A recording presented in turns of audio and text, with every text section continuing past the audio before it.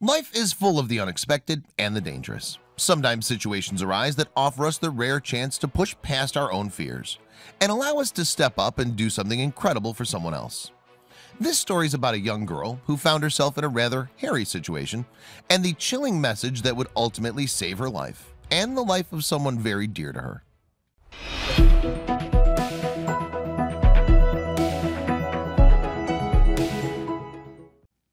14-year-old Savannah Jones had been tasked with a big responsibility.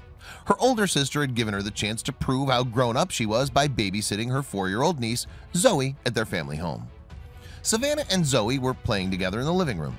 The 4-year-old's toys were strewn about the floor and the TV was on. It was a normal weekday in a quiet neighborhood located in Montclair, California. But it wouldn't remain so. It was about 3:30 p.m. when, out of nowhere, someone began knocking on the front door. Savannah knew that Zoe's parents wouldn't be home for hours, so who could it be? She didn't open the door but went over to it and looked out the peephole to see who it was. The teenager looked through the peephole and beheld a man standing there. Though he was wearing a hat, she could immediately see that he was not someone she recognized. He also didn't look like any sort of salesman, police officer, or official of any kind. After knocking for a few solid minutes, the man tried to jiggle the doorknob. When he found it was locked, he persisted in knocking again, this time even more fervently. Whoever this man was, he wanted to get inside. Savannah wasn't sure what she should do next. They were alone, there was no one nearby that they could easily contact, and no time. She snatched up Zoe and ran down the hall to the master bedroom.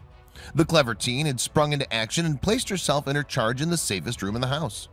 Knowing that they could be even safer, she ran into the master bedroom and locked the door. Then she leaned down and told Zoe not to make a sound. The stranger at the door had become tired of waiting. He kicked in the front door and barged into the house. Savannah told Zoe that they were playing a game and that she had to stay quiet. She was so frightened that the intruder would hear them, but was even more concerned that he might harm little Zoe.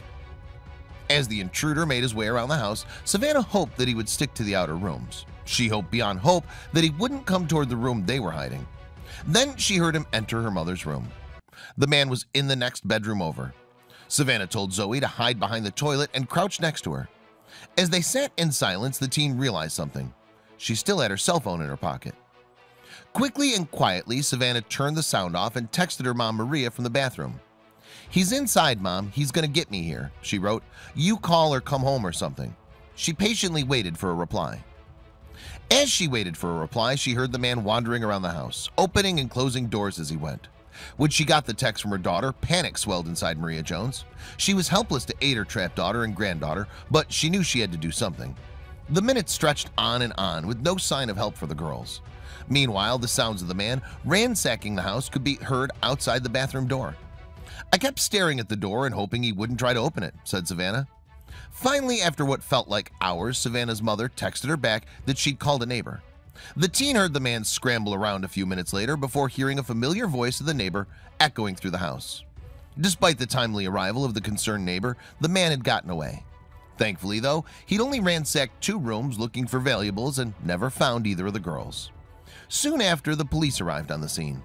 Montclair police officers, including a canine officer, conducted an extensive search for the home invader, but he came up empty.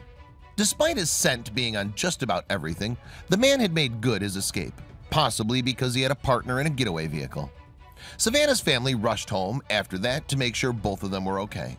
Her mother and sister were very proud of what she'd done.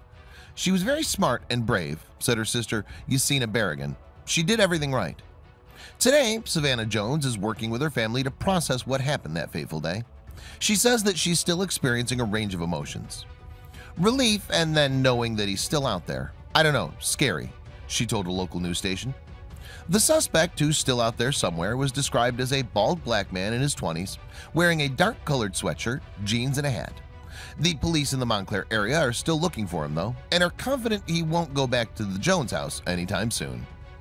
Savannah's story is a valuable lesson for any young babysitter who's left alone in a house. Always keep your phone with you, never engage a home invader, and remain calm so that you can come up with the best way to keep you and your charges safe.